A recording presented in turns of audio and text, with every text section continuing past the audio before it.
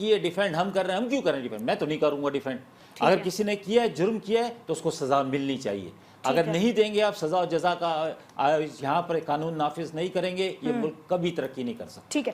اچھا سلمان صاحب، ایک سوال تو یہ بھی بڑا اہم ہے نا کہ دبئی کس طرح اتنا پرکشش ملک ہے کہ وہاں پر پراپرٹیز بنائی جا سکتی ہیں، جائیدادیں بنائی جا سکتی ہیں، وہاں کے قواعد و ضوابط کیا ہیں، اور کیا وہاں پہ یہ سوال پوچھا جاتا ہے کہ اتنا پیسہ آیا کہاں سے؟ بسم اللہ الرحمن الرحیم. دیکھیں، پہلے تو یہ ہے کہ یہ کوئی پہلا واقعہ نہیں ہے. Panama leak, Pandora leaks, property leaks, اور اب یہ ہے، اور پتہ نہیں کتنی لیکس آگے آئیں گی. اور افسوس کی بات یہ ہم نے دیکھا نہیں کہ کوئی قابل ذکر قوانین بنے ہوں یا سزائیں ہوئی ہوں. اب ہم تو یہ سمجھتے تھے شروع سے، اور شروع سے یہ پڑھا تھا کہ دبئی ہمیں فائنینس کرتا ہے، دبئی ہم جاتے ہیں کمانے کے لیے، دبئی ہمیں امداد دیتا ہے، دبئی ہمارا سمجھ لیں کہ اس نے ہمیں خریدتا ہے. لیکن آج یہ کل پتہ چلا کہ ہم نے دبئی کو خریدا ہوا ہے. ایک ایسا ملک جو کہ غریب ترین ملک ہے، جس میں ہر بچہ جب پیدا ہوتا ہے 2.5 سے 3 لاکھ روپے کا مقروض ہوتا ہے. 65,000 ارب روپے کا پاکستان اس وقت مقروض ہے. 40% سے نیچے ہماری آبادی غربت کی لکیر کے نیچے رہتی ہے. 2.5 کروڑ نوجوان آج بے روزگار ہے. 2.5 کروڑ بچے اسکول نہیں جاتے ہیں. اور اس طرح کی کتنی باتیں میں کر سکتا ہوں.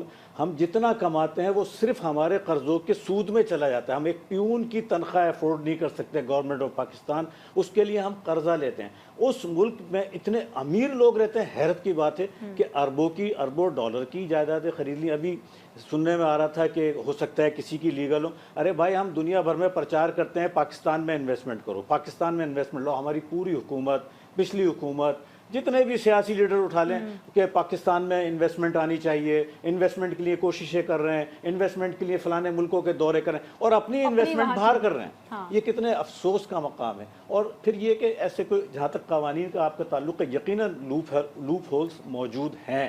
اور ہمارے یہاں آئین توڑنے کی سزائے موت ہے. آرٹیکل 6 لگتا ہے. میں کہتا ہوں کرپشن کی سزائے موت کیوں نہیں ہوتی؟ دنیا کے کتنے ملکوں کو میں بتا سکتا ہوں. چائنا ہے، سنگاپور ہے، جہاں پہ کرپشن پہ اتنی سخت سزائیں کہ کرپشن کے بارے میں کوئی تصور نہیں کر سکتا ہے. دیکھیں، آج ہم سے بچے پوچھتے ہیں کہ 65,000 ارب روپے کا اگر قرضہ ہے تو وہ نظر نہیں آ رہا ہے ہمیں. نہ کوئی الیکٹرانکس ٹرین چل رہی ہے، نہ کوئی سڑکیں بنی ہیں، نہ کوئی ایسا ہاسپٹل بنا ہے، نہ کوئی ایسی یونیورسٹی بنی ہے. ہم تو دنیا کے غریب ترین ملکوں میں، پسماندہ ترین، ہمارا پاسپورٹ 5ویں نمبر پہ اوپر سے، ہماری ہر چیز سمجھ لیں لوئسٹ گریڈ پر موجود ہے. تو یہ 65,000 ارب روپے گئے کہاں ہیں؟ وہ ان لیکس میں گئے ہیں. اور گئے کیسے؟ یہ بھی بڑا اہم سوال ہے. یہ دیکھیں، اب یہ سوچنے کا کام ہے حکومت وقت کا. ان لوگوں کا یقیناً گڑبڑ ہے، گھپلا ہے سسٹم میں، پرابلمس. اور آپ دیکھ لیجئے گا، آج ہم یہ بحث کر رہے ہیں، کچھ دنوں بعد بھول جائیں گے. اور یہ بھی جس طرح پاناما لیکس کا کیا ہوا، یہ بھی پھر ایک مٹی چلی جائے گی. ٹھیک ہے. اچھا اخونزادہ چٹان صاحب، آپ اس کا کیا امپیکٹ دیکھ رہے ہیں، اور کیا آپ کو لگتا ہے کہ اس میں کچھ کرپشن ہوئی ہے، یا جیسے ابھی سلمان صاحب بھی بات کر رہے ہیں کہ کچھ دنوں بعد ہم یہ بھول جائیں گے، پھر یہ بھی کہ یہ پیسہ گیا کیسے دبئی؟ یہ ہم مانتے ہیں کہ ہمارا ملک جو ہے یہ بہت زیادہ غریب ملک ہے، اس پہ کوئی شک نہیں.